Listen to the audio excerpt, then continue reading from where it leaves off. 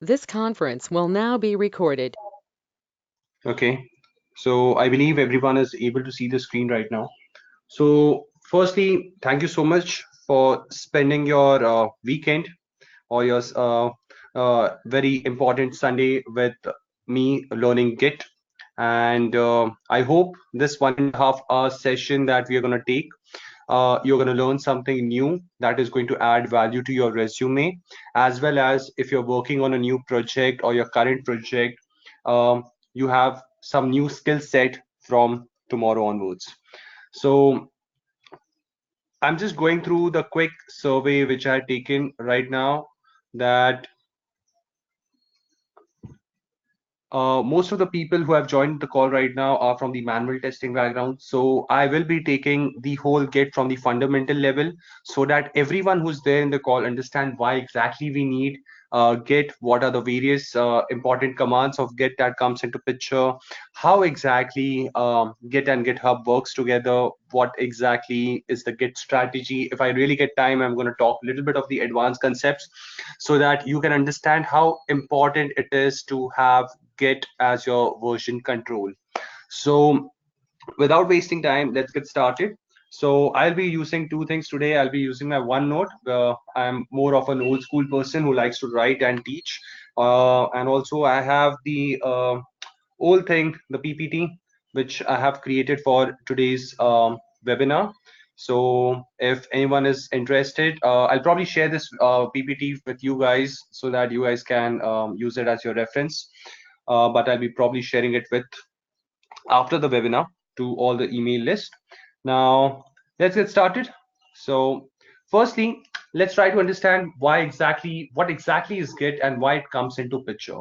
Now, if you guys go to any job description over LinkedIn, Naukri.com, Jobatical, there are tons. I don't remember most of the job, like the job website. So you're gonna see that if you're talking of an automation tester or a developer or any skill sets in IT, Git is something that's gonna come into picture. Okay, the people require Git. But why exactly we need Git? What exactly is this whole concept of Git that comes into picture? Now, let's try to understand it from an old school way. Let's go back to the time when we were actually doing the project development in IT, like in your college days, right? So those people who are from the IT background knows that how much a fight used to we used to have happen when you used to create the groups. You know, like we wanted our friends to be in the part of the groups, and the most important thing is from where exactly we are going to get the project. We used to I'll be honest, I just spent money buying the project from an outsourcing company so that I can just get good grades over there. Uh, so just revisiting the old time, what exactly was there before Kit. So let's say we have a team over here. We have a team of 4 developers. Okay, we have Nancy, we have Raj, we have Roy, and we have JD. Now, what exactly are these 4 developers doing? They are trying to build an application. Let's say the application is a simple website which we have. Okay, and Nancy will be building her own feature, JD will be building his own feature, Roy will be building his own, and similarly Raj. Now things get interesting over here. If Nancy was the own person, the whole person who's building the application, probably she won't require to share the source code, the SRC code which she has with JD, Roy, and Raj. But what's happening is, in order to increase or fasten the software development life cycle, the SDLC, we want to deliver the application fast into the market. We have a development team created. So Raj will be building probably feature 1, Roy will build feature 2, JD will build feature 3, and feature 4. Assuming that Nancy, Raj, JD, and Roy both are building independent feature. The word independent is important over here. What is the meaning of independent? That these features don't depend on each other. Now, since these features don't depend on each other, they can work independently. Raj doesn't have to depend on Nancy for any change in the source code. Okay, so they guys can work independently. And let's say Raj completes the application. What he's going to do is he's going to share the code with Nancy so that Nancy can have feature 4 plus feature 1 on her system or on a laptop. So how can he share the stuff? He can share it via your like probably the same stuff, same thing we do. Email. He's going to email the code, or he's just going to insert the pen drive and give it to Nancy. Okay, that's pretty simple. Okay, that's what we used to do in the college days. Um, or he can just upload it on the drive and give it to Nancy, where they can share it among themselves. But let's say feature 1 and feature 4 plus feature 1 are dependent on each other. So whatever the work Nancy is doing, Raj also needs to have the latest copy of it on his local system. Now, how do we solve this particular problem? So Git is something which is the latest technology, but we should understand why exactly Git came into picture. So this is how used to do in the college days, and I'll be swear that even I did the same stuff, inserting the pen drive, sharing the code with my fellow friends, and building the application on their system, and then showing it to uh, the the Viva's teacher that used to come. Now, but technically, when we started working in IT, we realized that there is a new thing that's there in the market that's called as CVS. Now, what's this whole CVS is all about? CVS is nothing but a simple server. Okay. In order to tell you in the full form, CVS basically stands for Centralized Version Control System. Okay. Centralized versioning system. Control is just like extra stuff that's there. Now, what exactly CVS does? Let's say we have this server coming into between. Okay, this can be any server. Like if you're working on your website, you have your server is basically like you have a server where your entire application is stored. So the whole src code is basically stored on the server, and Nancy, Raj, Roy, and JD both are taking the content from the server. They are not talking to each other, but they are taking it from the server. So no email or PD stuff going on. Now, what's the problem with this approach? This approach worked pretty fine, same to the previous one, the scenario one, where each of the developer is independently working on his respective code. But things get a little bit interesting over here. Let's say, again, these two features are dependent on each other. And let's say there is this one file called hello world.txt. This particular file needs to be Nancy is working on it. So if Nancy is working on hello world.txt, nowhere on the earth this file can be accessed by Raj, Roy, and JD. So technically this file is locked. They can use it for the reading purpose, but they cannot write the content into the file. So think of it. You go to the office at 9 a.m. Okay, and Nancy, you see that Nancy is working on hello world.txt, and you have to edit this file. So what are you gonna do? You're gonna wait for the whole day for Nancy to release this file. And let's say you go for the lunch, and Nancy releases the file back to the server, and Raj over here sees that the file is open. What he does, he just captures the file and starts working on it. So you get back the content, and what do you see? That Raj has logged the file. So your entire time is getting wasted. You are not able to write the content into the file. You are waiting for the other people to work or to release their content so that you can work on it. This is not how agile works. Okay, this is a wrong way of doing agile. Now, if you are giving an interview question, like interview, probably you're going to find the job description saying that you should understand how exactly agile is used in IT. So that's also a very important concept. If I probably get time, some other time, I'm going to take a webinar on agile development so that you guys can understand why exactly agile comes into picture. Okay, now the CVS creates a problem over here that if the file is logged, the other developers needs to be relying on that one person to release that file. Let's say Nancy also takes is on leave the other day, and she has kept the file logged. So again, this file is logged and no one can actually use it for writing. The last thing that comes into picture is assuming this is a centralized server.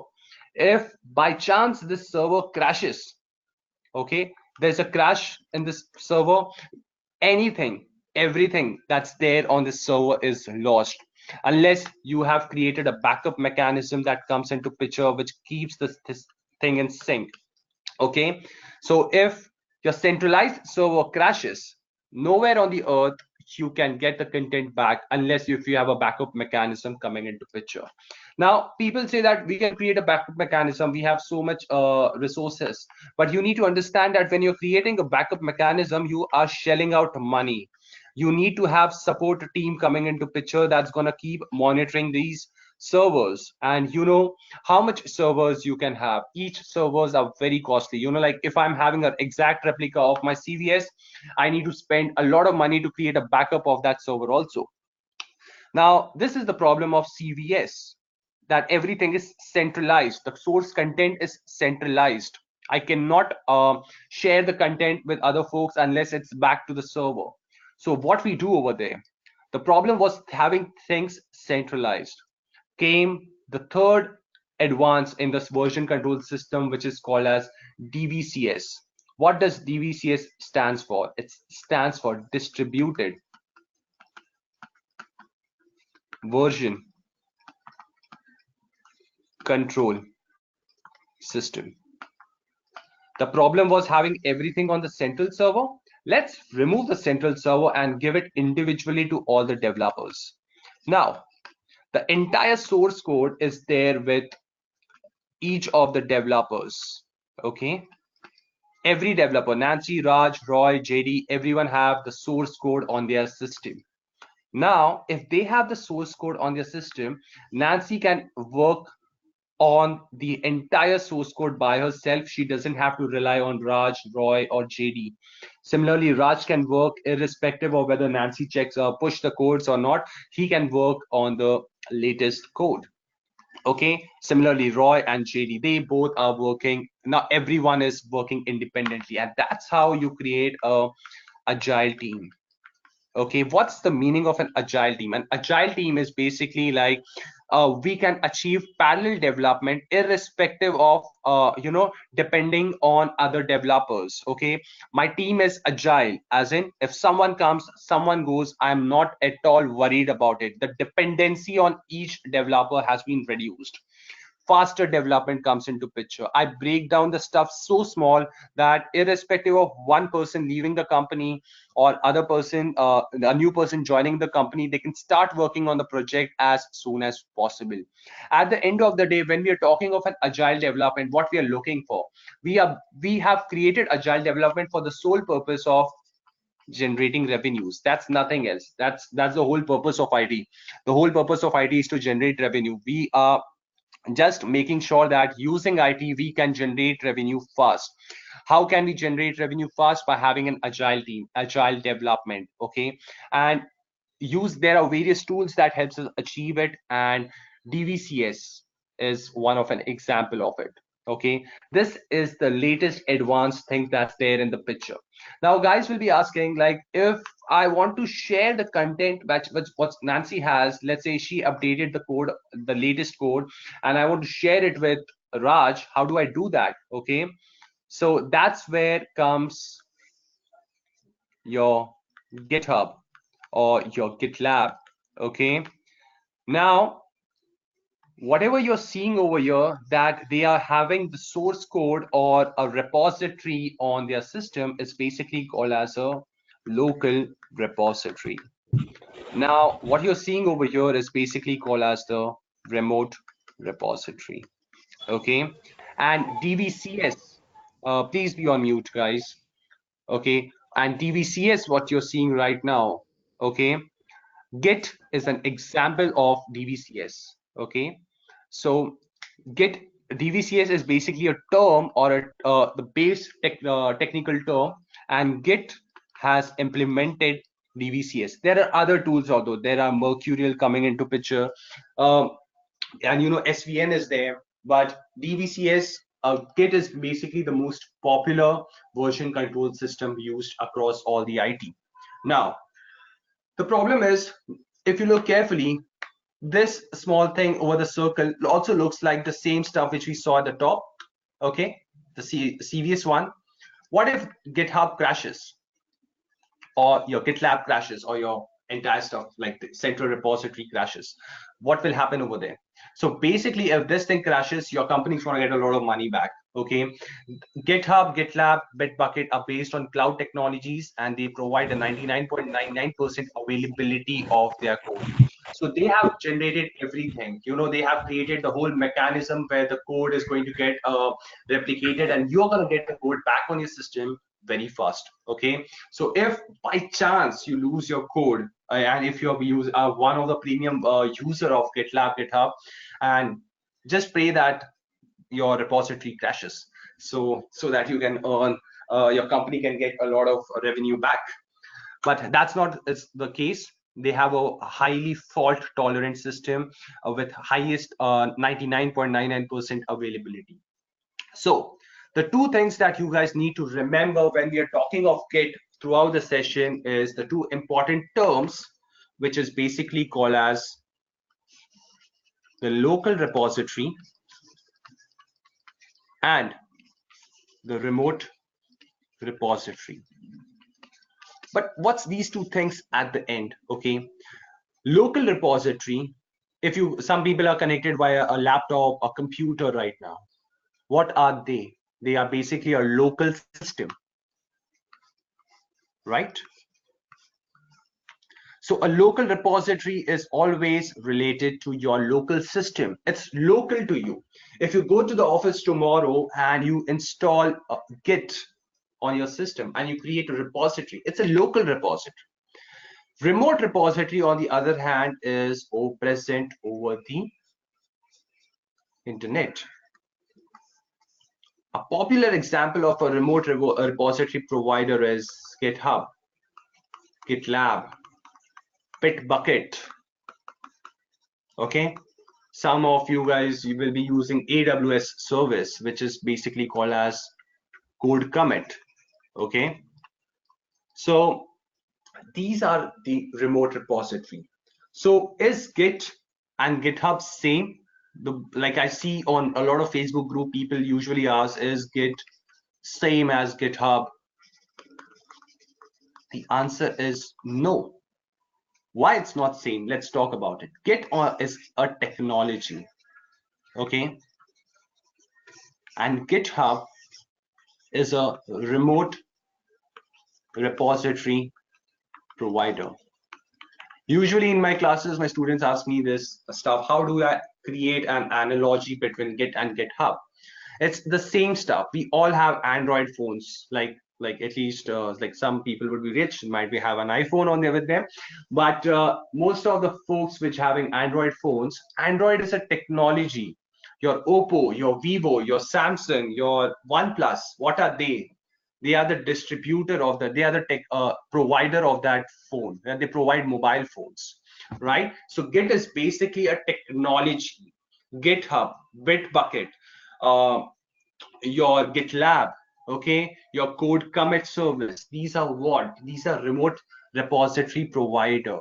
That's all. So the next question that people usually ask me is, Jatin, if I know GitHub, do I need to put extra effort to learn GitLab? No, right? That's what the stuff is. It's a remote repository provider.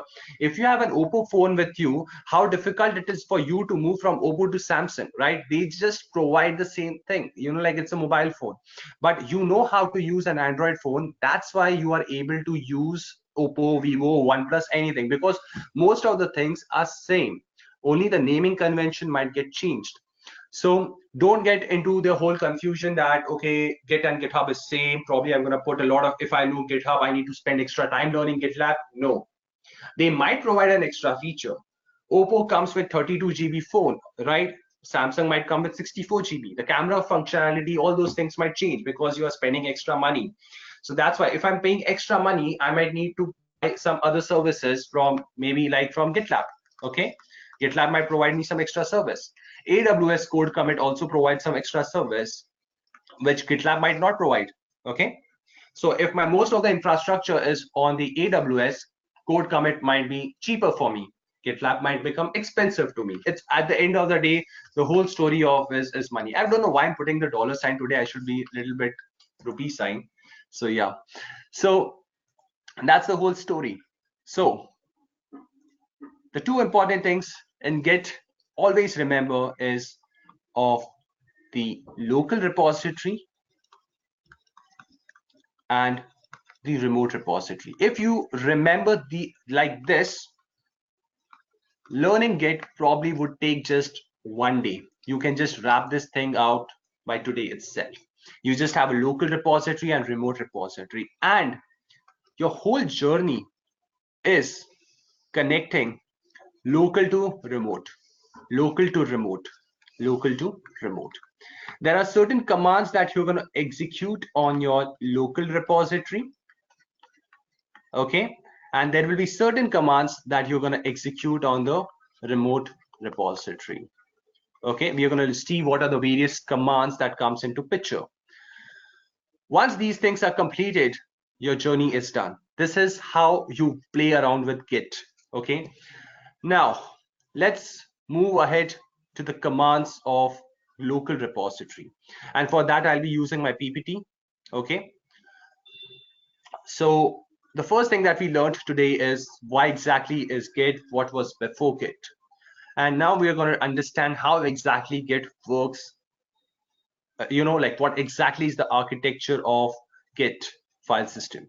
Okay, so let me just present my PPT. Okay, so in order to work with Git, the most important thing that you need to know is knowing some basic Linux or Windows commands based on the system, or your local, like your laptop, whatever you're using. Okay, if you're using a Linux, I am probably going to suggest everyone use a Linux one. If not, just make sure that you know how to use Windows command prompt. Okay, now the reason I suggest that everyone should know basic Linux command is because you are going to spend a lot of time working on, Linux servers. So knowing Linux commands always adds value. One, if you're using Docker also, it's going to help you out better. So let's start understanding what exactly is a working directory. Working directory is nothing but it's a simple folder that you create on your local system. Okay, how do you create your folder? You just go to, let's say I go to desktop. Okay, let's say I go to my file explorer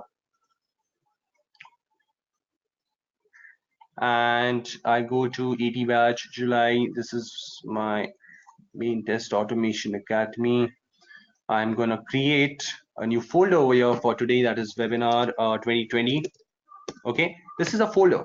Okay, I go inside this folder and you can see that this is an empty folder. So I'm creating this directory. This is the whole directory, the whole path. This becomes my directory. The next thing over there is the respective command is make directory -app, which I'm going to show you in some time how it works. Okay, now the path of this directory is C user Jatin desktop -app. Since I just created a folder, guys, it would be an empty folder. It won't have any content in there. Okay, the next thing that I'm going to do is I'm going to run the command git init. What exactly git init does? It creates a .git folder. Now, .git folder, guys, is nothing but the whole database of Git. Every action that you're going to perform on your directory or your repository is captured by Git. Okay, let's say we are going to create a file that is readme.md. Okay, don't worry of the red commands which you're seeing right now. I'm going to cover it in 5-10 minutes from now. Basically, a readme file is nothing but a simple text file that tells what exactly this file is about, this folder is all about. And then I need to add this particular file into my local repository. So how I'm going to do it? Git basically goes through a lot of stages. Okay, it has its own stages that you need to follow in order to add a particular file into the local repository. Okay, so let's try to go and see how it works. So for that, I am going to go to my webinar 2020, assuming this is my folder or my directory. What I'm going to do, guys, I'm going to right click and go to git bash here. Now, guys, if you don't have Git Bash installed on your system, all you need to do is go to Google and search download Git, okay? And you'll be able to download Git on your local system. Now, this is the whole path, guys, okay? What I'm going to do is I'm going to create a folder. How do I create a folder? I'm going to create using make directory mkdir command, and let's say I'm going to give the folder name as my underscore app. Now, this folder has been created. If I have to check whether this folder exists on my system or not, I'm just going to go tab, and you can see that there is a my app. Now don't worry of this tick button. This tick is basically getting synced with my Google Drive. That's all it does. Now what I'm going to do is I'm going to do an ls to show the files which are there, or the files and the folders which are there in webinar. So you can see that I have a folder which is called as my underscore app. Anything that you see in blue color is basically a folder. So I'm going to do cd my app. Okay. Now, if you see carefully, my path has changed. Initially, I was in webinar 2020. Now I am in my app folder. Now, guys, this is a folder. This is a folder. It's not a repository. Okay. I need to make it a repository. I want my system to know that this is not an ordinary folder. This is a Git repository. How do I make it a Git repository? Like, I just have this one analogy that if I am creating something, basically I'm initializing it. Okay, what the computer term is, or in computer science we call it initialization. Okay, so how do you initialize it as a Git repository? Anything that you want to do with Git, the command starts with git space the command name. So let's say I want to initialize it as a Git repository. What I'm going to do, I'm going to do git init. Git init basically means git initialization. I'm going to hit enter. Read carefully what it's trying to say. Initialized an empty Git repository. See users, Jatin, Google Drive, Test Automation Academy, webinar 2020, my app.git, right? So what happens when you do a git init? If you go back to the my app folder, magically, the moment I run git init, a .git folder is getting created. Okay, perfect. So I'm going into the .git folder, and you can see a lot of files that have been created over here. You're going to look into these files at the end of the webinar. Okay. Now, one more amazing thing happened over here, guys. There's something called as master which sits over here. I'm like, ouch, what exactly this master is all about. Okay. So we are going to understand what exactly master it is sometimes. So you need to understand two things. When you do a git init, and .git folder is created, and a default master branch is created. Okay, important point, remember it. Now, the next thing is, guys, I want my git folder is empty. Technically, it doesn't have any files over here. So what I'm going to do is I can create it with a lot of ways. I can go over here and run the commands, but I'm going to just right click over here and create a simple file. Text, I'm going to call it readme, F2, rename it to readme.txt. Okay, it's a text file. I can create an MD file also, but I've just created a text file, and I'm going to do an ls. Basically, ls is a list. Okay, a list command. It lists down all the files on folders present in my app folder. Okay, so I'm going to hit enter. So you can see that I have a file which is called as readme.txt file. Let me change the name of this file because it's showing me double txt ls. Now, the commands which I'm running right now, make directory, cd, ls, all these are Linux commands. So if you're working on the command prompt, it's not gonna work. You have to find the respective commands, okay? Or if you just download git and open the git bash, you can execute this commands, okay? Now, the next thing, guys, I have this file created. So it's the same story that's happening over here. So I'm just gonna open this one now. We created a working directory, my underscore app. I am into that folder, and I did a git init. The .git folder got created. Perfect. Then I created a readme file. This file is present over here. Now, when you create a file, Git is definitely not aware of this file. You have to tell him explicitly that, okay, Git, we have this file. I want you to track this file now. Okay. How do you track the file? Okay, you have to bring the file into a staging area. Is staging area a real concept? No, it's a virtual term. How do you add this one file which we have created, git read this readme file, into the staging area? By running a command which is called as git add dot and git, or the git add file name. Okay, so when I run the command git add, what is going to happen is the file which is there in the working directory will be brought into a virtual memory, or the virtual area which is called as the git staging area. A very important concept.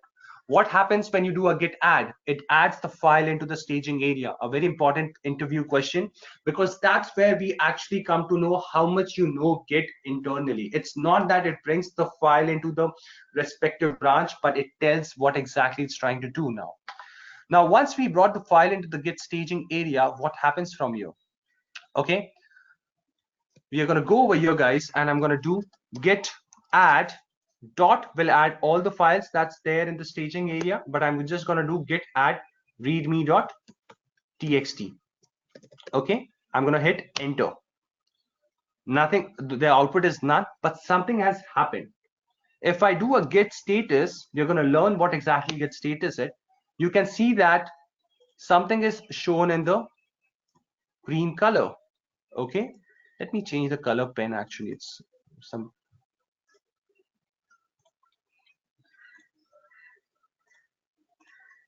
you can see that readme.txt file is in the green color. Okay, so when you see something in new file readme.txt in the green color, basically git is now aware of this file. Okay, so let me do one more thing. Now let me clear the screen for a second.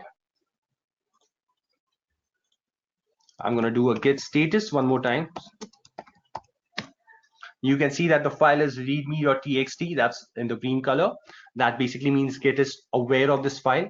Also, I'm going to use the touch command to create a new file, let's say license.txt, just giving a random file name. Okay, I'm going to do a git add dot again this time, or let's say I do a git status first. As I said, observe the output. The first is new file readme.txt. This file is, the git is aware of this file. It works completely fine. But license.txt, the file has been created. We created the file license.txt, but this file is not added into the staging area. It's there in your repository. So what git is trying to say is license.txt is not tracked by me. If tomorrow you delete this file, don't expect to get it back. I can only get this file back if it's there with me. So you have to tell Git you need to track this file. How you're going to tell Git to add this, track this file? You're going to do git add license.txt. Okay, and if I do now a git status, observe the output. You can see that I have license.txt and readme.txt file in the staging area. Now the last thing that we need to do is bring the file from the staging area to this branch master. How do we do that? And that's where your git commit comes into the picture. So you're going to do git commit -m, and you're going to give a commit message. This is a commit. Okay, hit enter.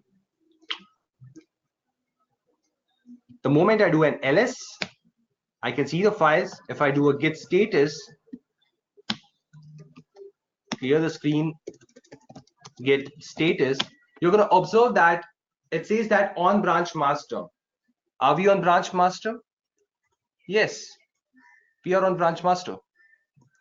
Nothing to commit, working tree clean. Basically what this line is trying to say, that whatever the files you have on your system or in your my app folder, git is tracking those files. It's already committed.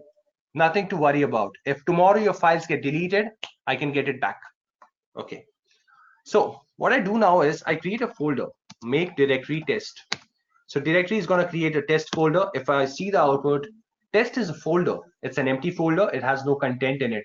License.txt, readme.txt, and test folder is there. This is a new folder created in the master in the repository. So again, we need to do it. we need to add the file into the staging area, okay, and then we need to commit it. Let's say for a change, I do a git status, and let's see what's the output. The moment I do a git status, you're going to observe that it's saying the same stuff. On branch master, nothing to commit, working free clean. But hold on for a second, we just created a folder. What's going wrong over here? We created a folder that is empty folder. It has no files in it. And I'm doing a git status which says that it's empty. Everything that's there on the folder is being tracked, but we just created a folder. Why it's not coming? The simple thing is always remember, always remember that Git does not track empty folders. One, the only thing that Git tracks is files. Git does not give a damn about the folders. Okay, he is not even looking into this test folder. All he is interested in the files. If test has a file in it, he would has it attention. So observe now, what I'm going to do is I'm going to go into the test folder and I'm going to create a file called test.txt. So if I do an ls now, I have a test.txt file in the test folder. If I do an ls quickly, the test folder is there. Now what I do, guys, I do a git status, and you're going to observe that Git is now giving an attention to the test folder. Initially it wasn't, but now it's giving. Why? Because test has a file in it, test.txt. A file was created over there. Now test is not an empty folder. It has content in there. The only reason that content came into picture is because I created a file. So always remember, folders have no importance for Git. Okay. Git only gives importance to files. Text file, Java file, PNG file, PDF file, any kind of file, PPT file doesn't mean like all these are the files. We give importance to them, not to the folders. Okay. So let's go back to the PPT again. Step by step, we're going to just revisit it. It's important concept so that you know how to work with your local repository. Okay. So the first thing is we created a folder, make directory my underscore app. I went into the folder using cd command. This is an empty folder. Is it a Git repository? The answer is no. This is not a Git repository. In order to create a Git repository, you need to run git init. Git init stands for Git initialization. .git folder is created. .git folder is like a database who's going to track all the actions that you're going to perform on the repository. The moment I do a touch readme, a file is created. Is this file tracked by Git? The answer is no. In order to make Git aware of this file, I need to bring the file into the staging area. I can use git add dot, or I can do git add file name. The moment I do git add dot, the file is brought into the staging area and Git is starting getting its attention over here. Now, is my job done? No. The final action that you need to do is commit. The moment you do a git commit, this file is pushed, this file is committed into the master branch. Okay, is master a special branch? Technically no. So whenever you are doing a git init, what happens is it creates a default branch. The word I'm repeating over here is a default branch. A default branch is common for everyone, for me, for you, for anyone in this whole world who's actually using Git right now. Okay, a master branch will be created for them, and the file will be committed into the master. Okay, I can create n number of replicas of master, as in I can create a copy of my branch. How do I create a copy of my branch? Using the command which is called as git branch feature, and then your git feature branch is created. Okay, a very important concept of having branches. We are going to see how exactly it works into picture. So 1, a 2, a 3, a 4. Okay, 1, 2, 3, 4. Git init, git add, git commit. Okay, and git branch feature. I taught you 4 git commands right now. Where I am working on it right now, I'm working on my local system. You're seeing it on my laptop. I have not used the word GitHub, GitLab, Bitbucket anywhere right now in this PPT, okay, in this slide right now. So whatever I'm talking right now is all related to my local repository. My directory is on my system. It's my local laptop, okay? So it's a local repository, local directory. I did a git init. It created a repository. It was a local repository. The master branch which I created right now, guys, was a local master. The feature branch that got created was my local feature branch. Remember important concepts. Okay. So anything that you're gonna you're seeing right now on this terminal, the branch, master, the test files, all those things which you're seeing right now, all is connected to local system. Okay, sorry for my bad handwriting. I'm writing with my mobile, sorry, my mouse. And the commit action that you're seeing right now, everything is happening on my local repository, which brings to a very important concepts that you're going to learn today, how exactly these things works. Okay, so I taught you 4 important commands. Okay, I did git init. What git init does, it does an initialization. I did git add file name dot extension, git add dot, and then we did git commit. These actions, add and commit, are repeated throughout your work.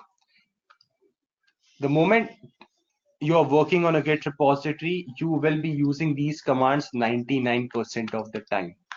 Git init is done only once when you are creating something. Okay, you know, we all a kid is always born once, right? Uske baad, like after that it just grows, right? That's the analogy I just have to like tell you guys. These actions, add commit, add commit, add commit, all these things will be happening only on your local repository. Okay, that's it, done. These are the major actions that you're always going to perform on your local repository: git add, git commit. That's it. Git init is done only once, okay, in the lifetime, and rest of the time, 99% of the time, you're going to use git add and git commit.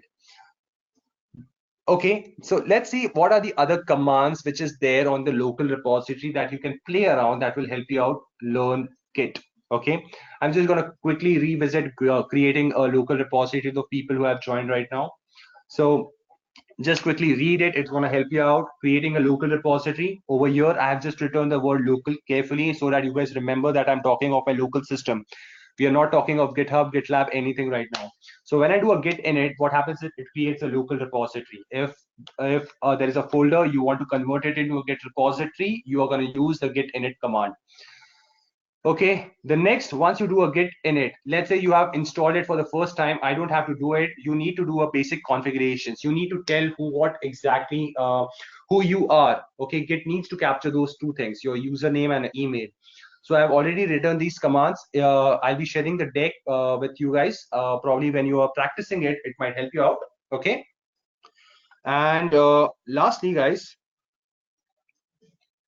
let's go ahead, adding files into the repo, git repo.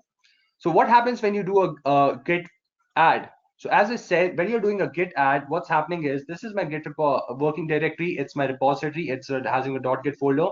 I have this file with me. I do a git add dot. All the files which is there in the local working directory is actually brought into the staging area. Is staging area, is staging area a real concept? No, it's a virtual thing. It's just a term we use. Now I'm going to tell you a short, a very important thing where exactly the staging area is, because a lot of people usually ask in the interview where exactly is the staging area. So it's very important for you guys to know staging area, where exactly it's hidden in the .git folder. So adding files into the Git repo, we have 2 files. Let's say you want to add multiple files, you're going to use git add dot. If you want to add only one file, you're going to use git add file name. Make sure that you add the extension. So let's say you have a file readme.md, so you're going to write git add readme.md. How do you remove a file from the staging area? A very good question. Like most of the time, probably people will ask you in the interview is that, okay, I have a file in the staging area, perfect. How do I roll back? I want to bring it back into the directory. I don't want it to be the part of the staging area. How do we do that? Pretty simple, a very important simple command. So let's say ls git status. I have a test folder. Okay, let's say I create another file touch uh, test, sorry, report.html. I'm going to play around with a lot of extensions so that you can understand that it has nothing to do with the type of the file. It just has to be a file. That's all.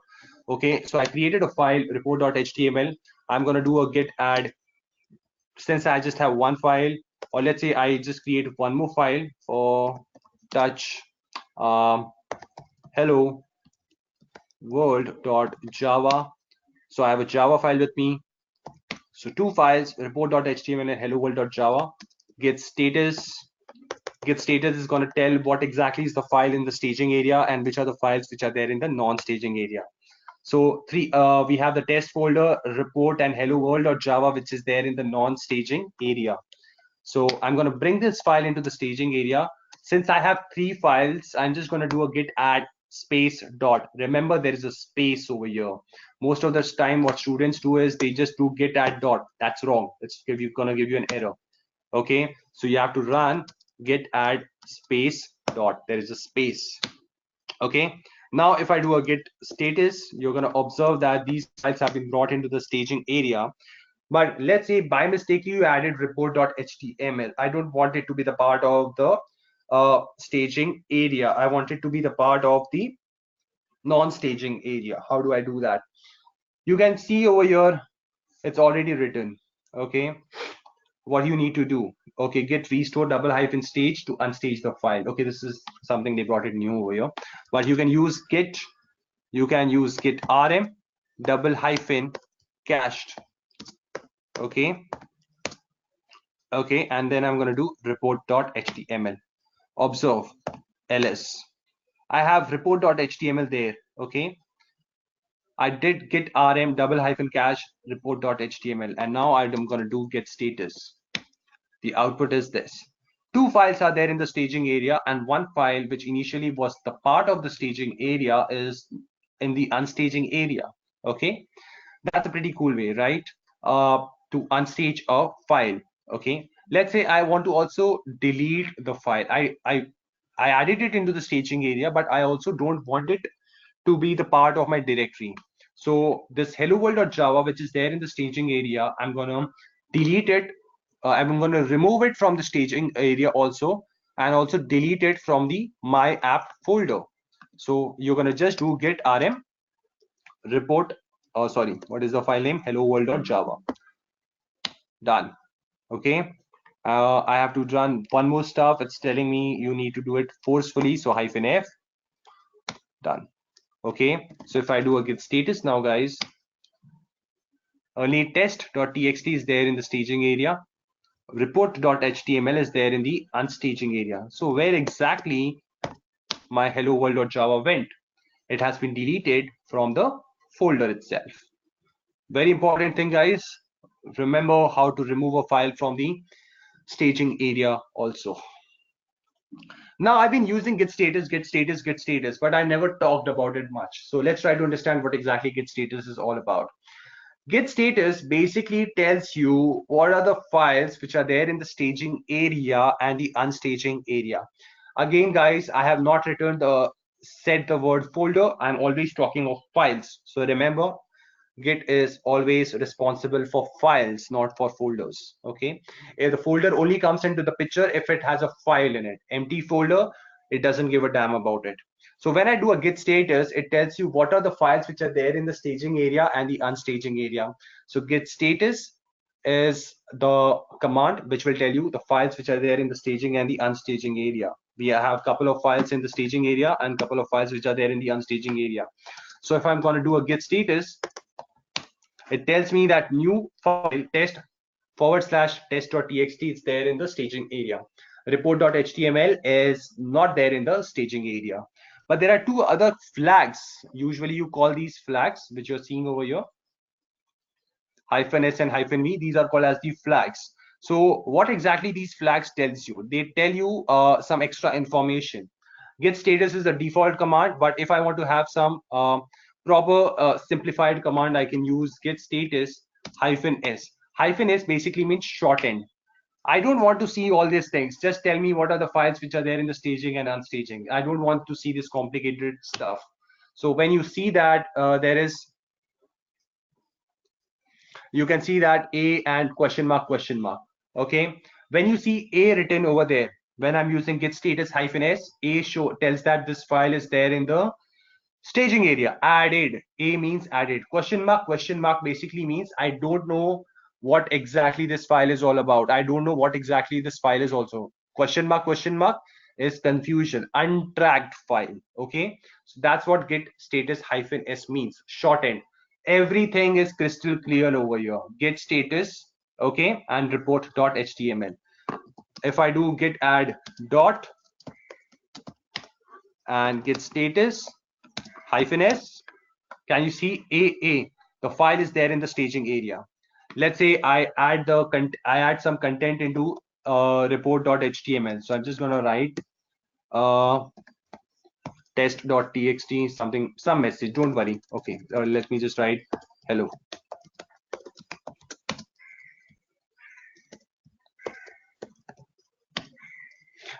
We are like short of time, else I would have taught you a little bit more of the Linux command also. But if you are subscribed to my YouTube channel, you're going to probably find those detailed lecture over there itself. So if I do an ls right now, guys, license.txt, readme.file, report.html, something is there. So if I do cat report.html now, you can see that I have written hello. So hello is there over here. Now, if I do clear git status -s, now something else comes into the picture, that is am. What does am means? The file is added into the staging area, but it is also modified. Ouch, what did that means now? So git is aware of the file report.html when it has no content in it. We just wrote hello in it right now. So the hello content right now is git is not aware of it. So if I'm going to commit this content, only the blank file will go. Report the hello content which we have written in report.html, git is not going to be aware of it. So in order to make git aware of the new content, I need to do git add report.html again, and then you need to do git status -s. Now again, git is aware of the new content, that is hello which we have written in the report.html. So when I'm going to do a commit, git will get the branch master will have the latest code in which report.html has hello content in it. One more flag of git status is git status -v. Oops. Now guys, -v basically is just doing the opposite of shortened command. -v basically tells you everything in detail, everything. It's telling you initially the content was null. Now it is hello, one insertion. Plus basically means content was added. If you would have deleted something, the content would have been minus. Just for a sake, I'm telling. And over here, you can see that where exactly the file has been created. It's test.txt. That's how the stuff is there. So everything verbose tells you is in detail. So quickly, I'm going to go to the verbose shortened. Output is in shortened command. AR files are staged, question marks, files are not staged. Okay, then the next one is -v. -v basically means the verbose. Okay, means more detailed output. We just saw what exactly detailed output is. Then comes commit. we did commit right now, but commit also, there are various way you can do a commit. You can do git commit, you can do git commit -m, you can do git commit double hyphen message. All those things comes into picture. So but the best and the easiest way that you should always use is git commit. This is the popular one we always use in the uh, daily day-to-day activity. Git commit -m and your message. Now, how exactly, the important thing over here is not about the commit, but you need to understand what's happening over here. When you do a git commit, what is actually happening is whatever the files which are there in the staging area goes into the master branch or go into the respective branch. What I'm trying to say over here, okay? Let's say my staging area, this is my staging area. My staging area has F1, F2, F3, and I do a commit. All the files will be brought into the, I'm just giving a name over here, master branch right now for a change. Okay, all the files will be brought into the master branch. Some people ask me, or like during the interview, some people say that I have F1, F2, F3. I just want F1 file which is there in the staging area goes into the master branch. No, you cannot do it. If the file is there in the staging area, it will go to the branch. If you don't want these files to go into the staging area, you have to use the git rm command. Now, if you want to keep it, you're going to use the cache. If you want to delete it, you're just going to use git rm -f force, and your file is going to be deleted from the working directory also. So remember, important thing, if the file is there in the staging area, one file, two file, n file, those files will be committed to the branch. Okay, now that's all I had to talk about commit. Okay, dot git ignore. We are going to talk of dot git ignore in the end. I'm going to come back and talk about it later. Okay, let's talk about an important topic which is called as branches. Tagging, I'm probably going to share this PPT with you guys. You can read about it because we are running out of time and there are some important concepts that you guys need to know for Git. So I'll make sure that you learn more important concepts rather than some concepts that you're going to use only 10 to 15% in your entire IT career. We can probably take it some other time. Okay, so branches, ouch, a very important concept, and a lot of people get a little bit confused with branches,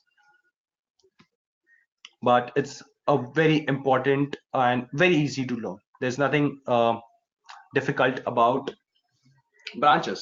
Okay, we all know that by now that when we are creating a git repository, the default branch is created. A default branch is called as master branch. Now things are getting a little bit advanced over here, guys, so please keep attention and remember these things.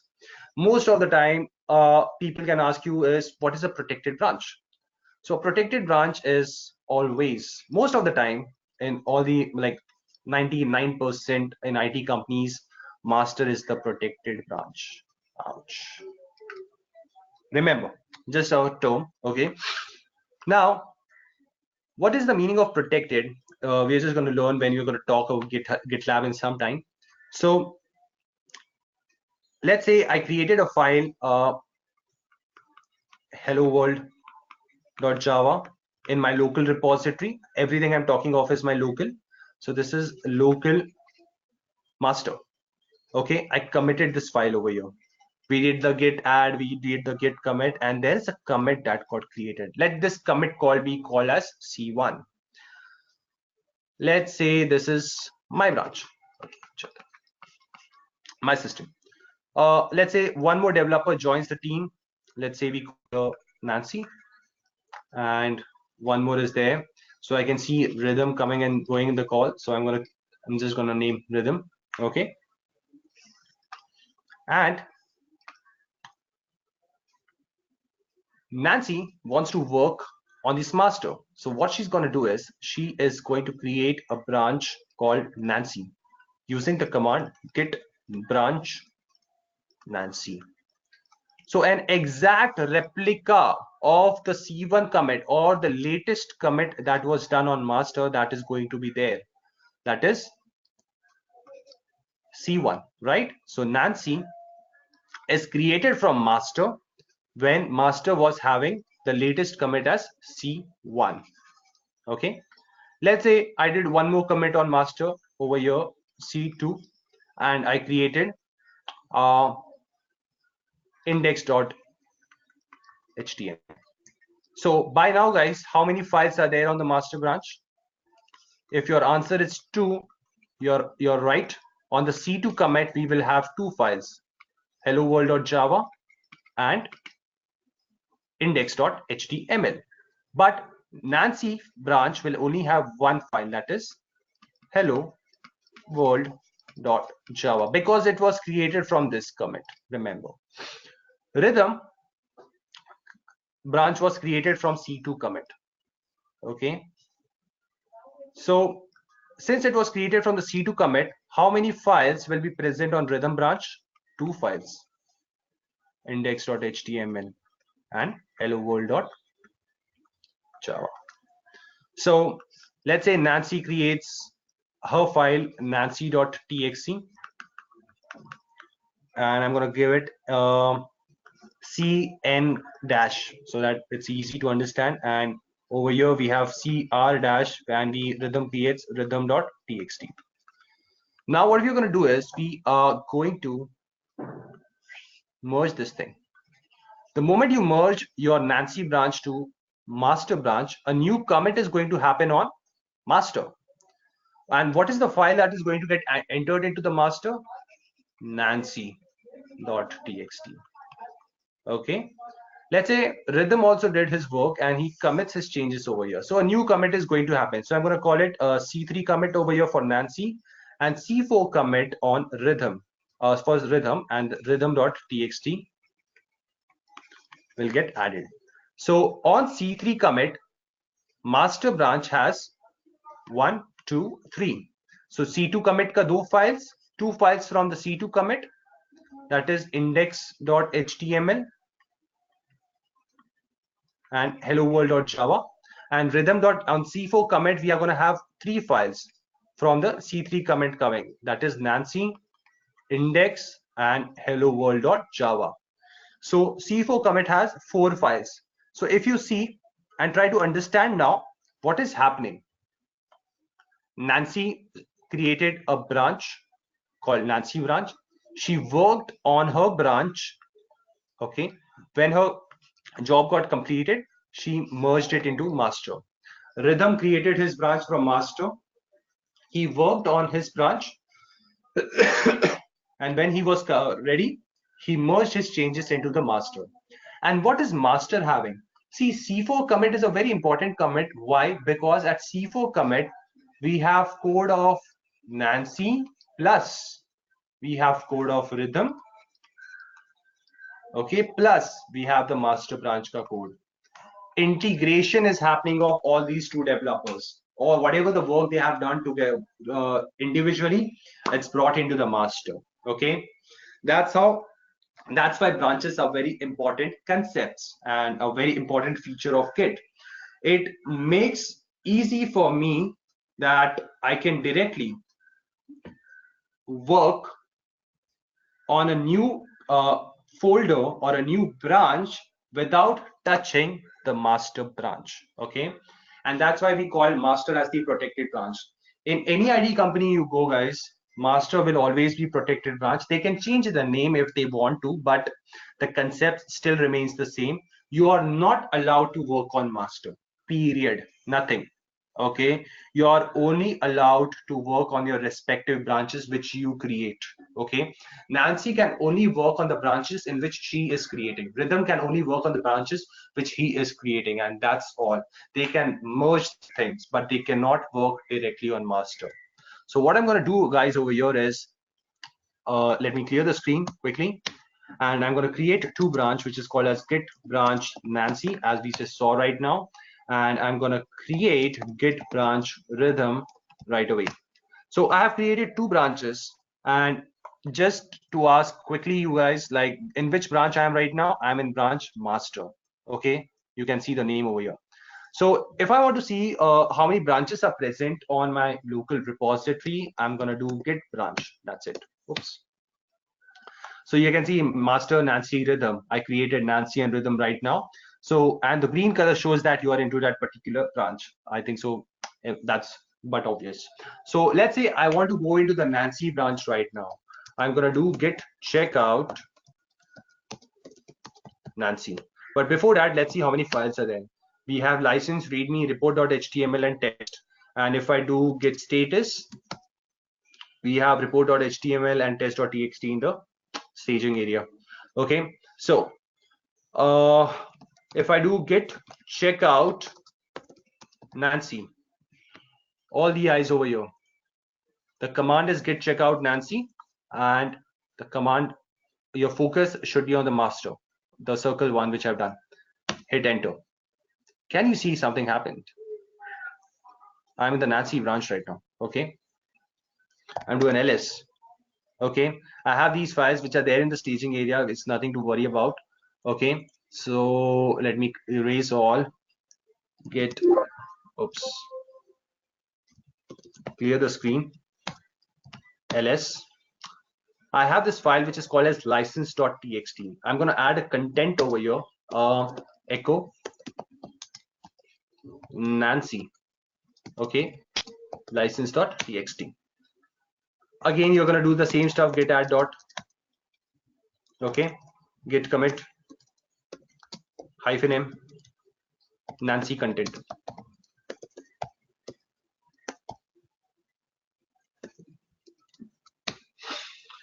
Now, if I do an ls, sorry, git status, everything is up to date. I'm in the Nancy branch. Perfect. The commit that was done right now, guys, was done on Nancy branch. So whenever you are doing a git commit, you're not doing it on master, you're doing it on the respective branch you are in. Okay, so since I was in the Nancy branch, I did the git commit, and we are in the the commit happened on the Nancy branch. Now what I'm going to do is I'm going to do a git checkout rhythm. So I'm going to do git checkout rhythm. And if you observe carefully, now I'm into the rhythm branch. If I do an ls, I have license.txt and readme.txt. So if I do a cat ls license.txt, there is no output in it. Perfect. So what I'm going to do now quickly is I am going to write a new content, that is echo rhythm license.txt, git add dot git commit -m rhythm content. One commit happened on the rhythm branch. So technically what just happened over here, let's try to understand what's happening over here. Let me just change the name. We'll come to this one. So basically what happened is I had the C1 commit and I created two branches from master. Let's say I'm just going to change the name, rhythm, and the other one is Nancy. Okay, just check this one. Let me just remove this. Okay, we both have, since license.txt was there over here, license.txt is there here also. Okay, here also. Now what's technically happening is rhythm wrote at line number 1 rhythm. Line number 1 pe Nancy has written Nancy. So let's try to see from the picture. This is the file license.txt. This is the file license.txt. But this is for Nancy and this is for rhythm. Okay, rhythm, Nancy has written Nancy at line number 1. Rhythm has written rhythm. If I compare Nancy equal to rhythm, to string comparing Nancy equal to rhythm, people who know Java, rhythm equal to Nancy, the output is no, wrong. Nancy is not equal to rhythm The content is different, the ASCII value is different. These two things cannot be equal. Okay. So what we're going to do is we are going to merge these two branches together. Okay. When I'm going to merge these two branches, I'm not going to do merge. I'm going to give it to Git to merge. Now Git is going to get confused. What the F just happened over here? You know, there is Nancy branch and then there is a rhythm branch. And at line number 1 for license.txt, the content is different. So there is a conflict. The word over here is a conflict happening. And we need to understand why exactly this conflict is happening, and it's but obvious, guys. Okay. The job of Git is just to do the integration. It's just going to do a plus. Okay, you have two branches. I'm just going to add two branches together. That's all. But the problem over here is I'm going to add the content of these two files. License.txt from Nancy and license.txt from rhythm is going to add. But at line number 1, Git is getting confused. Over here you have written Nancy. Over here you have written rhythm. Both at line number 1. What should I do? Should I write Nancy rhythm? Or should I write rhythm, then Nancy? Should I replace Nancy and then write rhythm? Or should I replace rhythm and then write Nancy? It's a confusion. It's a conflict in the mind of Git. He's not able to understand what he needs to do. Since you have given the job of adding two branches, Git comes back to you with a conflict. He's like, you gave me two branches to solve, but there is a conflict. Solve this conflict first and then come back and I'm going to add it. So that's the problem now. So the merge conflict is going to happen. And let's see how exactly we create this merge conflict. So I'm in the rhythm branch and I'm going to do git merge. What? Nancy? Read over there. As I said, auto merging license.txt. Conflict in the content. Okay. Merge conflict in license.txt, automatic merge field. Fix the conflicts and then commit the result. He's like, there is a conflict, guys. I want you guys to solve it. If you cannot solve it, I cannot merge the stuff. So he's stuck in between merging. That's why he's doing. And for that, you need to help him out. How do you have to help him out? By solving the merge conflict. People really get, a little bit scared when the word merge conflict comes into this whole IT, because it's a very negative word, and sometimes people feel like, oh, something big has happened. No, it's not big. It's a very simple thing that some content he's not able to understand what you need to do. So we have the rhythm branch and we have the Nancy branch. So what I'm going to do is, if I'm the team leader, two people come to me with conflict, what I'm going to do, I'm going to make rhythm sit next to me, make Nancy sit next to me. I'm going to see that, okay, guys, we have this conflict over here. The conflict is in license.txt file. So what I'm going to do is I'm going to open license.txt file. So vi license.txt. I open the file. Now this is what I'm telling them. Head, I'm in the rhythm branch. So rhythm content is always shown on the top because you are in the rhythm branch. If you would have been in the Nancy branch, Nancy's content would have been at the top. So I'm telling rhythm and Nancy this thing. Rhythm, your content is there at line number 1, rhythm. Nancy, at line number 1 in license.txt, you have written Nancy. What should I do with these two content? Should I add the file or should I remove the content? What should I do? So once after discussing with them, I'm going to fix the issue. So I'm going to go into the insert mode. You have to remove these two lines. Okay, guys. So, oops, Nancy was there. So what I'm going to do is you have to remove the equal to sign. You have to remove this thing. Bring it to line number 1. And I'm going to write rhythm and Nancy. Okay.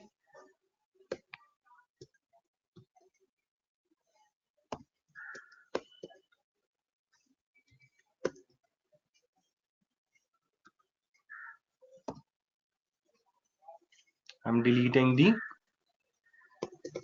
less than that arrow sign also. So I'm merging the two content together. So instead of rhythm or Nancy, I'm writing rhythm and Nancy. And then I'm just going to writing the content. The content is written. The last thing is I again need to bring the file into the staging area. Brought the file into the staging area. Then I'm going to do a git commit -m fixed merge conflict. Boom. Merge conflict is solved. If I do cat license.txt, Rhythm and Nancy is the content. All I'm going to do is git checkout master git merge rhythm, and if you look carefully, license.txt is added with two content over there. So in the master branch, if I do cat license.txt, you can see that the updated content which was there in the rhythm branch, Rhythm and Nancy is there. All I'm going to do now is I'm going to delete the branch git branch -d rhythm. The branch got deleted. Git branch -d Nancy branch got deleted. Git branch, just to see how many branches are there in the system, I just have one branch, that is master. The other two branches got deleted. So the important thing over here, guys, again, is to remember the command that is git branch -d is used to delete the branch. Okay, and that's how I solved my merge conflict. Okay, I've already attached the same assignment in the PPT, so you guys can solve it. Okay, so I just took the example of hello world Roy. Okay, Roy branch and JD branch both have written at line number 1 it was Roy, and at line number 1 for JD it was the JD branch. So the important thing to remember is merge conflict happen when two people edit, modify, or add, okay, a different content at same line. Roy at line number 1, JD at line number 1, two different content at same line and same file. If this was line number 2, guys, will it be a merge conflict? The answer is no. Git knows that line number 1 is Roy, line number 2 is JD. So the output will be Roy and JD. If this was line number 2 and this was line number 2, again the merge conflict would have come. If it was line number 3 and line number 2, the output would have been JD and Roy. It would not be a merge conflict. So this is an important thing you guys need to know, and it's going to happen, guys. Merge conflict is going to happen because if you are working with a distributed team, some people are in India, some people are on site, you are going to have merge conflict coming into picture. You are going to have merge conflict with the person sitting next to the other desk also. So if multiple people are working on the same repository, merge conflict is going to happen.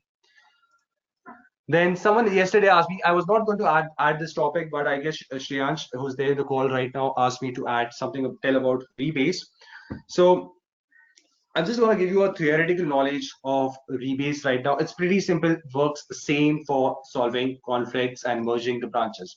See, we saw a command which is called as git merge, which actually adds two branches. One more different way of adding two branches is basically called as rebase. What does rebase does? It rewrites history. History will be rewritten. That's what we say sometimes, right? So let's see what exactly I'm trying to say over here. But before that, we need to understand how exactly git merge works. Okay, so let's say, guys, I have this branch master. Master is always a protected branch. I have this commit C1. Okay, on C1 I had a.txt file. Okay, on from this I created two branches, Nancy and Rhythm. So Nancy started working on her branch. She created b.txt. Okay, this dot which you're seeing right now is a commit, and she also created c.txt, which is a commit. In the meantime, there was no commit that happened on master. What I do is I do a git merge Nancy. Whatever the content which is there in the Nancy branch goes into master. So when I do this, a new commit happens on master. Okay.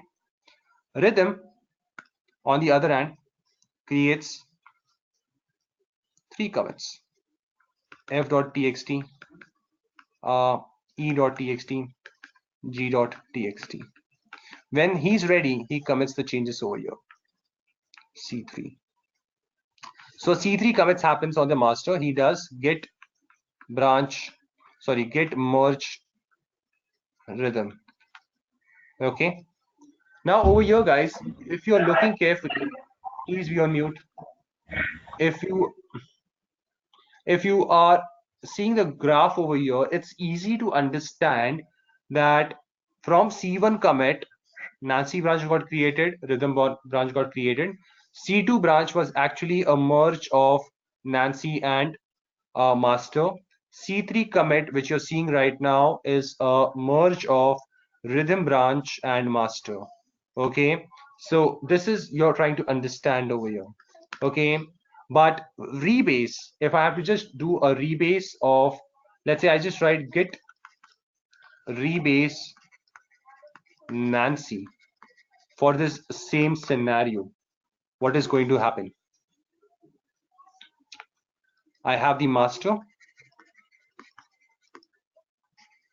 C1 commit, Nancy is there with me. I created b.txt file and c.txt file. Now, the moment I do a rebase, okay, this is basically the merge which I was trying to do, but we are trying to do a rebase. In rebase, what happens is whatever the commit was done on the Nancy branch is moved and is brought to the master branch itself. So it's like cut, copy, paste. So C2, C3, a.txt and b.txt. So if someone is there on the master branch and is trying to observe the history of master, what you're going to observe? Just observe this branch. You don't have this linking right now. So when you observe this thing, you're going to see that, oh, this basically means that whatever the commit C2 and C3 has happened on the master branch itself and not coming from some different branch. Over here, it is very easy to understand that it was because of master, or it was a merge. But when you do a rebase, this whole change is brought over here. So it looks like everything happened on master. So the next important thing is, if two commands are there, that is merge and rebase, when should I use merge? When should I use rebase? Git is basically used for tracking purpose. 95% of the time, you are only going to use merge. As a developer, as an automation engineer, as a, like anyone who's working on the source code repository, you will only use merge. Never ever try to play with rebase, please. I have seen a lot of companies, losing the history, and then there is a lot of chaos happening when people try to lose the content of the file also. So never do rebase. Rebase should only be used under 3 scenarios. Actually, there's only one scenario. Use merge in case when you want to set the commit to be clearly grouped together. So merge is something which you're going to use all the time. Use rebase when you want to have a linear commit. Only when you want to have a linear commit, use it. So use rebase on public and shared branches. Ouch, this is something which is we didn't talk about, and you're reading it right now. What exactly shared branches are? Once I told you that there's a protected branch. Protected branch is master. So if protected branch is master and it says that public shared branch, so it's one simple thing that you never rebase master. Done. Never ever. Public. So Nancy branch, rhythm branch, any branch that you create by yourself. If you want to do rebase, do n number of time rebase, because if I do Jatin, I might also create a replica of Jatin someday. Jatin 1, Jatin 2, and then I want to merge these two branches. But Since I know I have worked on it, I will just do the rebase on Jatin, okay, so that my history is properly maintained. So your internal branches or the branches which you create, do n number of rebase if you want to do, but never touch master for rebase. It's a piece of advice for avoiding the future circumstances that comes into picture sometimes. So never do that. Okay, we are running out of time. I'm just gonna just a quick update. I'm just gonna take 15 minutes more, promise, not more than that, because we have created something and we need to go into the GitLab and see how exactly it works. So promise, not more than 15 minutes. Okay, so those people who want to drop the call can drop the call. Recordings will be shared, and those people who want to continue with me, thank you for your patience. So. Uh, Logs and gets. What exactly logs are all about? Logs are basically like, it's going to show you the history of all the commits that has happened on your branches. So if I want to see the logs that have happened on my master, I'm going to do git log, and you can see that there are so many commits that we have done till now, and we have the head and the master. So what exactly head is all about? Head is like a pointer. You have pointers in array, right? So we use indexing, right? So the last index which is there in the array, we just try to find what exactly the size of the array is, and if I just move the index to that last point, it is going to show me the last value.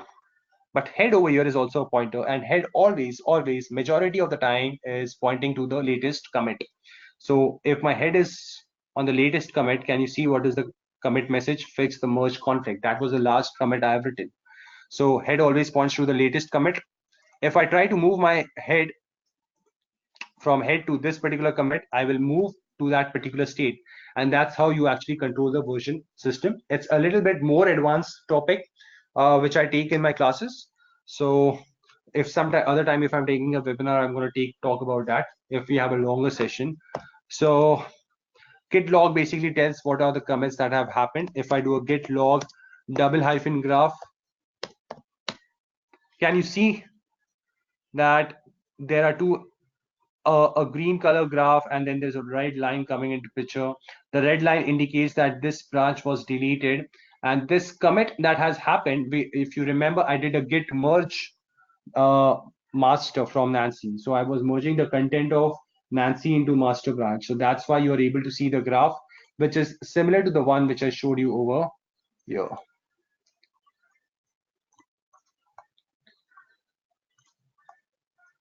Yeah, this one. So that's how you see the graph. The red indicates that the branch has been deleted. The master is basically the green one. Okay. Now, let's try to understand about connecting your local repository to your remote repository. And for that, we have to go to the GitLab. So I'm just going to go to my GitLab.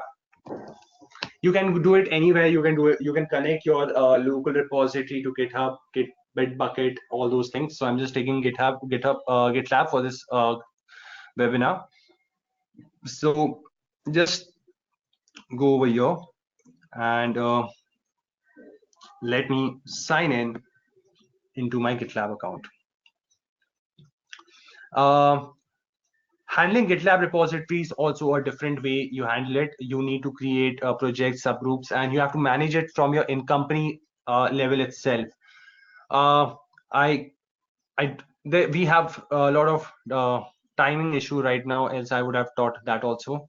So what I'm going to do is I'm just going to create the branch over here is my app. So I'm just going to create my app as my remote repository. It's going to be a private, or I'm just going to mark it as public right now and create the repository. So the what we have created right now is something which is called as the remote repository. Now, connecting remote to your local repository is a piece of cake. Okay, you can see so many command line instructions they have already given you. Let's try to see. Git global config. I have already done it. Probably you guys have to do it. So this is something which you guys need to do it. Creating a repository. Creating a new repository. Have I created a repository? I have already created it. So this tab is not for me. Pushing an existing folder. Okay. Pushing an existing folder. I don't have a folder. I have a repository. So this is also not for me. Pushing an existing repository. Yeah, that's what I'm looking for. So I have to go into that existing repository. I am already into the my app, so I don't need to go. I'm going to do git remote rename. I don't need to do it. I'm just going to do git remote add origin and this, paste it over here. I have connected my local repository to my remote repository with this one command. I'm just going to explain you how this command works. And then all I'm going to do is I'm going to do git push origin double hyphen all. Just copy this one and paste it. Done. Okay. It's executing right now. So something has happened. And if I just refresh the page right now, the files, license.txt, readme.txt, and report.html is here. If I open license.txt right now, the content rhythm.nancy. So what is all this command which we saw right now? The important thing over here is this command, okay? The focus should always be there on this one. Now, as we know that anything that starts with a git is basically a git remote git command. Now what we have done a remote. What we are telling a local repository, our local repository is that, okay, we have a remote repository, okay? So that's why git remote, and I want to add my local repository to my remote one. But what is the remote repository? My remote repository is basically a URL. This is your repo URL. But you need to give it a name. So what is origin? Origin is just the name given to your repo or the remote repository. What is my remote repository? If you see my remote repository, my app.git. My app.git can be anywhere in this world, but it is there in Jatin Sharma. Jatin Sharma can be there anywhere in the world, but it is there in GitLab. Now this is something which is interesting. As I said, GitLab is your remote repository provider. So that's why gitlab.com, Jatin Sharma /myapp.git. If the same stuff was there in GitHub, I would have written https GitHub, probably Jatin Sharma myapp.git, and origin is always it's the default name given. Okay. The next question comes, can I connect multiple remote repositories to a single local repository? This.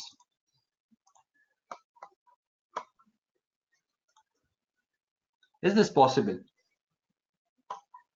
Can I connect one single local repository which I created to multiple? It should be present on GitLab, it should be present on GitHub, it should be present on bitbucket.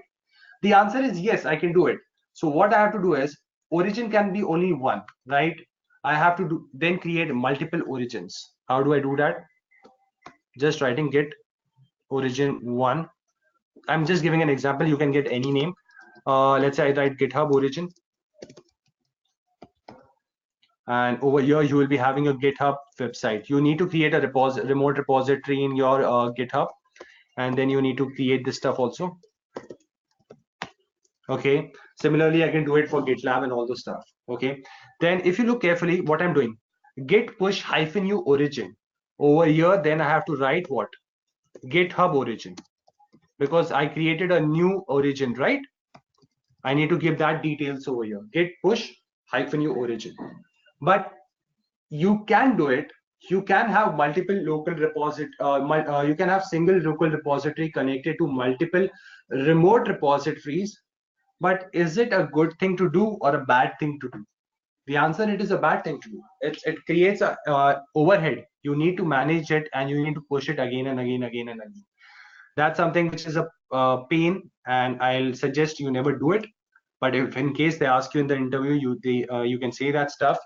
The important thing that you, whenever you're rewatching the video or something, remember git remote add origin and git push.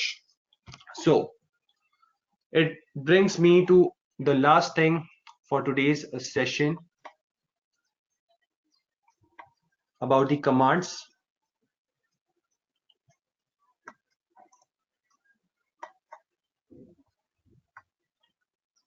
"95% of the time, you are always going to work on the local repository. The command of local repository which we saw is git init, add, log, rm, what is next we saw? Merge,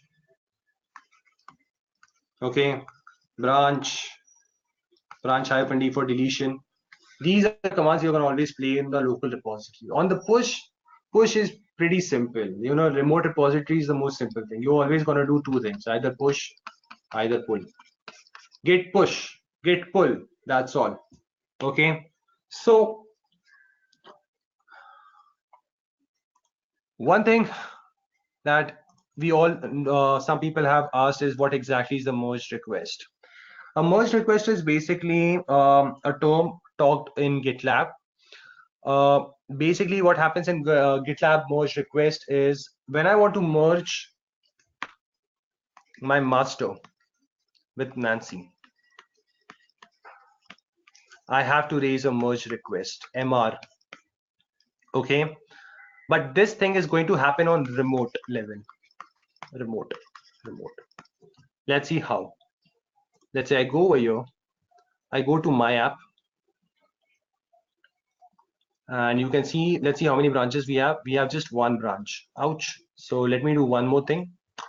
I quickly create a branch, git branch Jatin, git checkout Jatin, touch jatin.txt. I'm just creating a random file over here.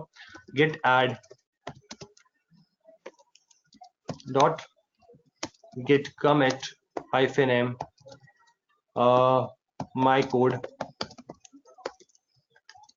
Jatin. I created a branch called Jatin. I created a file jatin.txt which is there in the Jatin branch, but it is not present in the master branch. Remember over here, I did a git commit. A commit happens only on the local repository. So lastly, what I'm going to do is I'm going to do git push -u origin. If I do it on master, this content might go into the master, which I don't want to. I want to, you cannot, first of all, it cannot go. And secondly, I need to do it in origin Jatin. So what is going to happen is git push -u origin Jatin. Jatin branch is not there. Jatin branch is not there on the master, on my GitLab repository. There's no Jatin branch, right? It's empty. So what will happen is when I run this command, a new branch will be created. Observe. Let me refresh it. A new branch will be created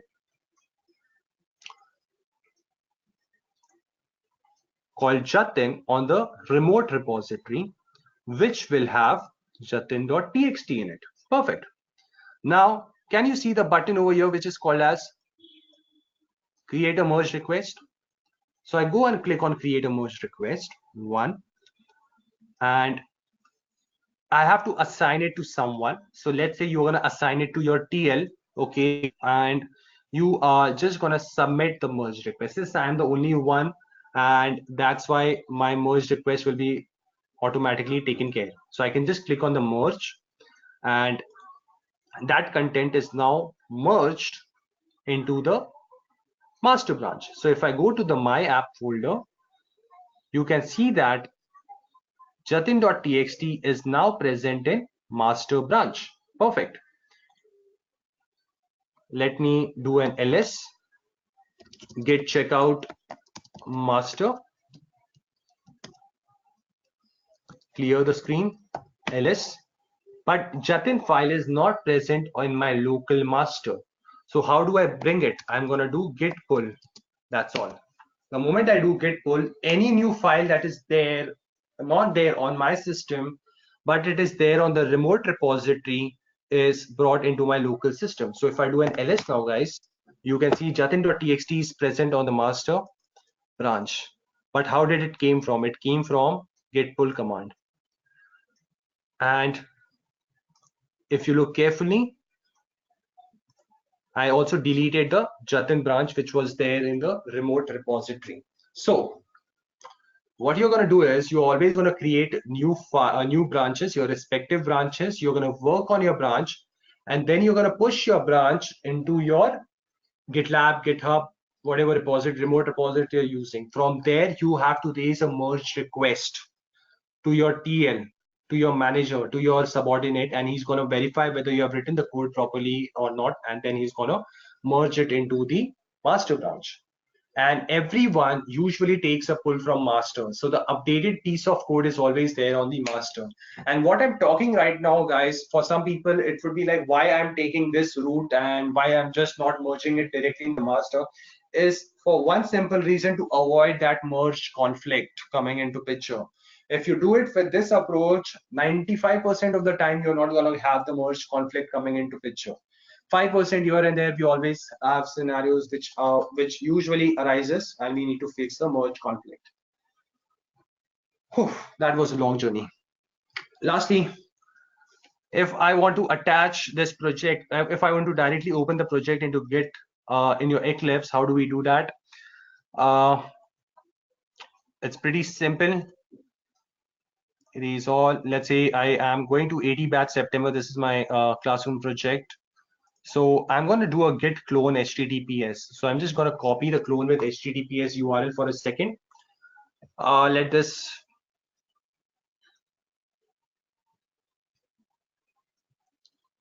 project open. And this is the Eclipse IDE. You want to integrate your Git project to your Eclipse. So what you're going to do is you are going to go to import option in your Eclipse. Go to the Git tab and select project from Git. Click next and click on local clone URI. You are cloning the stuff.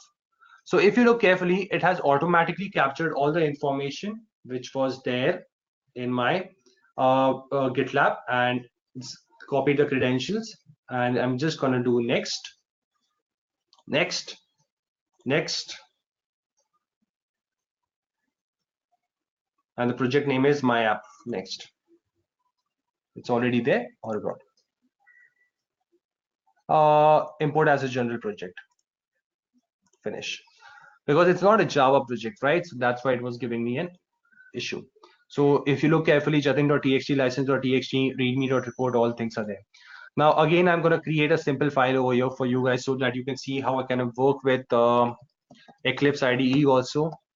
So I'm creating a file called eclipse.txt, and I go into the staging area, go into the file and write, this is a file written via Eclipse. Go to the Git staging area. Now the file is in the unstaging area. We all know that this file is an unstaging area. We have to bring it into the staging area. For that, we need to do git add dot. You're not going to run the command anymore. You're just going to click on the plus and the double plus. A single plus is going to add single git add file name. Double plus is going to add all the files. So technically it's doing git add dot. The git commit is basically, you're going to give a commit message. This file is written via Eclipse. Bus. Now you can see commit and push. We know that when you're doing commit, you're just committing the file into the local repository. Now you can see an up arrow coming into the picture because I just did a git commit. If I want to push the file, all I'm going to do is I'm going to go to new option teams, and all I'm going to do is push branch master. That's all. Push branch master and preview and push it. That's all. So a push is happening over here. Can you see? And the push has happened. And this is the commit number C351ED3 close. If I go to my GitLab, click a refresh button, eclipse.txt is there on the GitLab. If I open this one, this is the content of the file. Sorry guys, I actually missed a lot of messages over here. I can see some stuff. Just hold on. Now, lastly, so this is the whole end-to-end process which I've taught you guys about GitLab, integrating it with Eclipse, how exactly your project works into the picture. But this is just a nutshell. Most of the time, what happens is people just focus on Selenium itself, and it's a fine thing, but it's like it's sometimes I have to be very cautious because we work in a very knowledge-driven industry. Whether you're working on Selenium, you're just limiting your scope of your skill sets.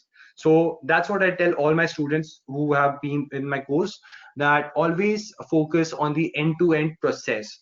Because if you just rely on Selenium, tomorrow if you want to move into DevOps, it's going to be a little bit difficult for you guys. So you have to understand automation not only from UI perspective, but from a full-fledged company perspective. When I was talking of GitLab, I never spoke about how exactly you create it from a company perspective, because our sessions would have gone a little bit more longer actually. So all those things I usually cover it into my sessions, and we have this whole .git folders. All those details are usually stored and taught in the class in detail. So we have this one file which is called as the uh, index file. Okay, this index file is nothing but your staging area. This is where all the files are brought into the when you do a git add, the files are brought into the staging area. Are files technically brought? No, the path has been copied, which file needs to be brought into the staging area. So .git folder is like a database. You are seeing objects, you're seeing logs, all those informations are being stored over here. All the commits which you are doing is being created as an object and being tracked over here. When you do a git logs, logs are coming from the logs folder. The head which you saw during the command, when I did git logs, the head was shown, right? So that head information is coming from you. Okay, so that's the whole stuff of git. I wish I could have taken a little bit longer session, but I was continuously speaking and I didn't have time reading the whole messages. But I believe it's more than 1.5 hours now, so it's probably going to be like 2 hours now. It was a bit useful for you, and you have learned something new. So I'll be probably just giving you a small demo of my course. What all things we cover might probably help you guys understand and track your future journey. My whole course is basically divided into 4 milestones. It's not basically a course, it's more like a collaboration effort. I work with my students as a team lead, and my students work with me on the projects. So we start a journey with Git, and then we move towards Postman, and we do the automation of Postman, looking at creating the whole continuous testing environment using Git, Postman, and Jenkins. The second milestone focuses on Java. We learn Java from the basic to the advanced level, and then we try to automate or create your API testing framework. Once your whole automation API framework, if you're observing carefully, the milestone 1 is just focusing on your API testing. That's all. Your Git, Postman, Java, rest assured comes into the picture. Lastly, we just focus dedicatedly on Selenium, because by the time you're confident with rest assured on Java, Selenium is just a piece of cake. My major focus over here is to just tell students about the class diagrams and how exactly the framework will be looking. My students itself build those stuff, and we just try to focus on the important stuff. The over here is building a page object model, design pattern, and building a hybrid framework coming into picture. The last part is basically a case study on understanding how exactly Selenium and is a bit different from JavaScript and Protractor, when exactly you need to use Protractor, when exactly you need to be using Selenium. Okay, and this is going to be the whole testing module that I cover into my whole end-to-end classes, which I usually conduct Monday to Thursday. And Once that is done, a course doesn't end over here, but a part of it is just wrapped up, that is creating the testing framework. But the automation takes it a little bit bigger level, where we are creating the continuous testing pipeline, which includes the unit test coming into the picture, the sonar, the code quality for measuring the code quality. The people who have done ISTQB knows that static code analysis plays a very important role. This is your static code analysis that we discuss in ISTQB. Okay, where peer review, where your code quality comes into the picture. That's what the sonar is all about. The API testing, the framework, the postman which you have built during the API test and during the course is executed here. The UI test, your free UI Selenium framework is executed, and then a Docker image is actually published on the server. Everything is actually created on the Jenkins and AWS environment. And whatever you're seeing over here is event driven. We try to build everything event driven. Nothing comes that I have to go and click on the play button on the Jenkins. I have to wait for the developer to tell the story and then these things. This is the a bit of DevOps coming into picture.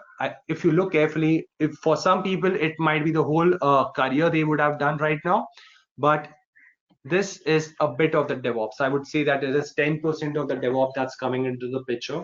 The next level comes the log management, the configuration management, the Kubernetes comes into the picture, which I usually, if I get time, I'm gonna take some other time. Uh, I hope uh, this session for today was useful to you guys and you would have learned something new. And from in your resume, you're definitely gonna add Git. Sorry, I couldn't take questions, but I'll try my best that in coming sessions, I am going to have doubt solving or anything coming into the picture. You guys still can ask me doubts directly. Like since you guys are mostly from the Facebook group itself, you can you if you have enrolled into the Facebook group, you can ask questions over there. Like I hope my students will be the first one to answer those questions over there, and sooner or later, everyone we can collaboratively work together. So that's a wrap for today's webinar, guys.